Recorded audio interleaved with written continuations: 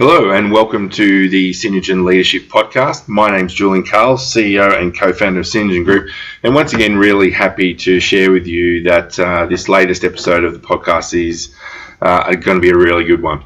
So today's episode I speak with Lisa Stevenson, who is the author of Read Me First. And I've got to say, this is probably one of the most fun interviews that I've done as part of the little podcast journey this season. And I think you'll find it really interesting because Lisa's book is very much talking about what it means to be successful, and successful from the perspective of beyond work, more including, family, friends, life, all those sort of things. So it's a really, really fascinating book, and we're able to have a conversation about how it applies to leaders and some of the challenges people face in being successful. So would love to hear what you think particularly about this episode. So it'd be great if you could leave some feedback for us. Happy listening.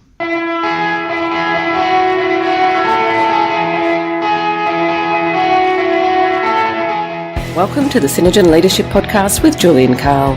Julian speaks with leaders from around Australia to bring you their leadership story and share their insights about being a leader. To further help you build your leadership capability, Julian shares his own insights about leadership and the tools and techniques he uses as a leader. So welcome, Lisa, to the Synergen Leadership Podcast. Really happy that you've made the time available to be a part of it, so that the listeners have a little bit of sense about who you are. Can you tell everyone who is Lisa Stevenson? Oh, yes. I'll try not to talk about myself too much because being shy is not one of the things I have to worry about. So my name is Lisa Stevenson and I do lots of stuff actually. So I'm mostly known for my work as a success coach. So I'm really passionate about helping people work out what their potential is and what high performance looks like for them. And I also have a consulting business. We work globally. So we work with all kinds of clients actually in terms of leadership programs, but we also work with elite athletes, entrepreneurs, CEOs. So we sit on the coaching panels with lots of clients as well. And I have a private coaching practice. So work with lots of clients on a one-on-one basis.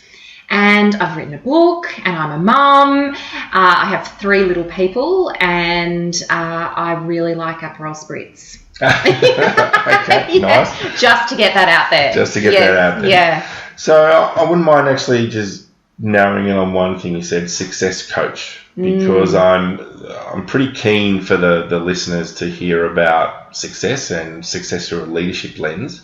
So can you explain a little bit more about what a success coach does? Yeah, and I think it's an important question because once people get into senior leadership roles, they've generally established a brand, and sometimes it's not a brand they really want. They've become known for something that doesn't necessarily serve where they want to be in their career. So the work that I do with leaders is very much about working out for them what success looks like in terms of the role that they're in, who they're working with, what they're known for, also what they stand for as a leader, and getting very clear about how they create success then with their team and more broadly across the organisation. So I find that can be quite confronting, because most of us have got so many different lenses and layers in there around what success is meant to be, and organisationally there's normally frameworks we're meant to adhere to, and so breaking all of that down and saying, well, hang on a second, if you've got this one opportunity in this chapter that you're in right now, what is it that you want to be known for and how are you going to do that? Okay, great. So we're here to talk about your book. Yes. So why did you decide, I'm holding it up because I'm so used to doing it in front of a camera, right? There's no camera here. Why did you decide to write Read Me First? Yeah. So, do you know, when you ask me that question, I think about what a big job it's been, and it's been quite a ride. So they say we all have a book in us. I don't know who they are. Yeah. Who are they?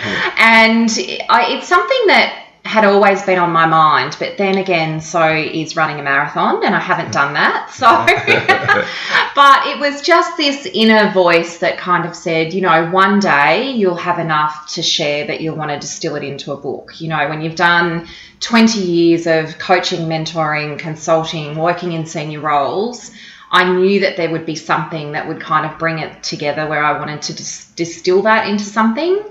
And then I had a bit of a personal